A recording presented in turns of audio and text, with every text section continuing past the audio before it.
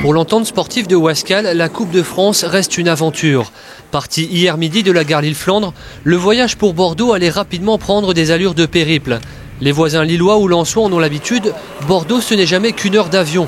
Mais pour Ouascal, la route du stade Chaban-Delmas passait par le métro parisien.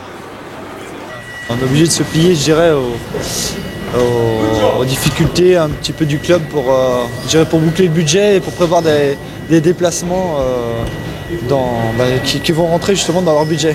Alors il faut prendre le métro pour aller à Bordeaux.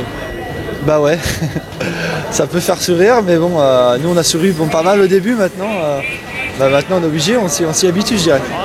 Pas banal, c'est sûr, mais pour survivre financièrement, le plus petit budget de Ligue 2 doit en passer par ce genre de sacrifice. Évidemment, ces conditions sont loin d'être idéales pour préparer un 8e de finale de Coupe de France. Mais ce voyage rocambolesque a soudé un peu plus fort les liens entre joueurs.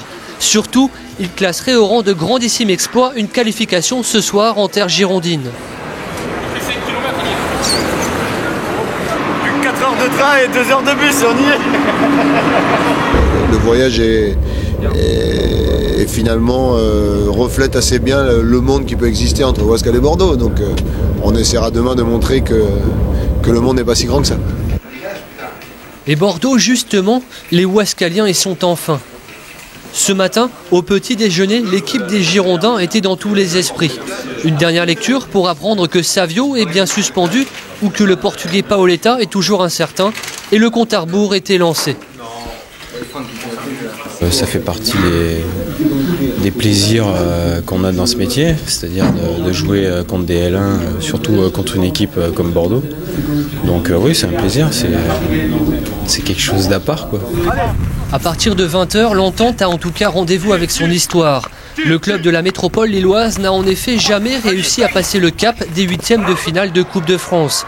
Il y a 1 mois et demi, les hommes d'Hervé Gauthier faisaient parler d'eux en sortant le Grand Monaco de la compétition. Et ce soir, Ouascal se verrait bien rajouter un autre ténor de l'élite à son tableau de chasse.